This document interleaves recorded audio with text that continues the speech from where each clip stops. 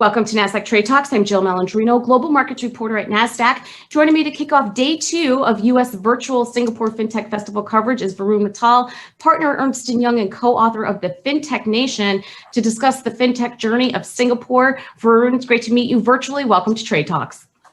Good morning, Jill. Thank you so much.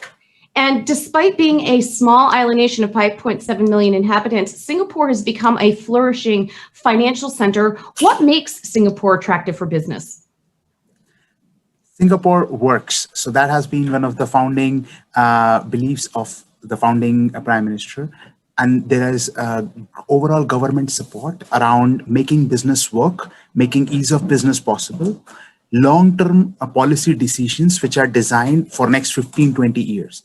And in the book, we have described the 3 principles which make Singapore a fintech hub along those lines. But there is a cultural part for why it works in fintech.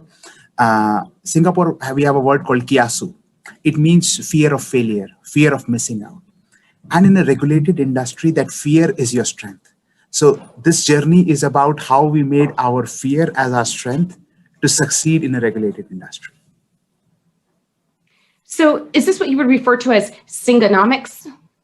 So what we will refer as Synonomics is the Singaporean model of development where free market competition works, but there is a nudge available. So for national infrastructure, whether it's KYC, whether it's payments, blockchain, when public infrastructure needs to be built, then the government support will kick in because private enterprises may not be willing to invest for a small population of 5 million. So there will be it's something which is a hybrid between the neo-liberalism, neo-capitalism and socialism. It's a very Singaporean model. It's a free market which is enabled by state support and state nudges when it is needed to push the trajectory upwards. What is the major factor for Singapore's fintech sector? One of the key drivers is that across Asia Pacific, it is the headquarters for some of the largest enterprises, whether it's banks, insurers, and they need technology. All of them are embracing technology. So more than 70% of Singaporean companies are B2B fintechs. They build technology which is used by these large players. And because the decision making is happening here, the senior management of tech leadership is happening here, Singapore has been a country which has a lot of immigrants, including me, who come in from all over the world to build companies here. And bringing that kind of deep tech talent, combining with the domain knowledge of financial services, makes it as a technology supplier or technology platform provider for financial institutions all over the world. And Varun, this happened relatively quick for Singapore to develop as a fintech nation. It's really quite remarkable when people from all over the world, as you had mentioned, put their heads together to drive innovation. I mean, the fintech, knowing Singapore as a fintech nation is a relatively young concept. It's been last 5 to 7 years where things have moved that fast. And one of the reasons is post-financial crisis, the financial institutions in Asia were not as hit. So from the 2012 onwards, when the recovery started to happen, Asian financial institutions were slightly ahead in terms of that footprint. There was a generational jump that people jumped to mobile-based banking. People did not have, a lot of places didn't even have 3G. It was all straight away to 4G.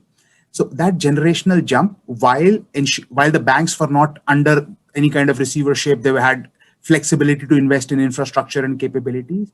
So those 2 factors in Asia, and then Singapore being the hot hub of that, propelled it to create next generation solutions. So it was fortunate that in the recovery period, while everything was moving wild, we had 600 million population in ASEAN alone moving toward there. That's twice of United States population jumping 2 generations of technology and embracing financial services in digital format straight away. Yeah, that's a good point that you make because the infrastructure is so new. So Varun, to wrap up here, are we still in early stages of what's possible? Do you think there's still growth here? I would say it's just the round 1 of our 10-round match from that perspective, because we still have gig economy workers who do not have retirement benefits. We have foreign construction workers, refugees, immigrants who needs to be served. And if you look at protection, retirement savings, because life expectancy is increasing. So there are problems we have not even seen. because of improvements in healthcare, life expectancy is increasing. People's retirement savings won't last.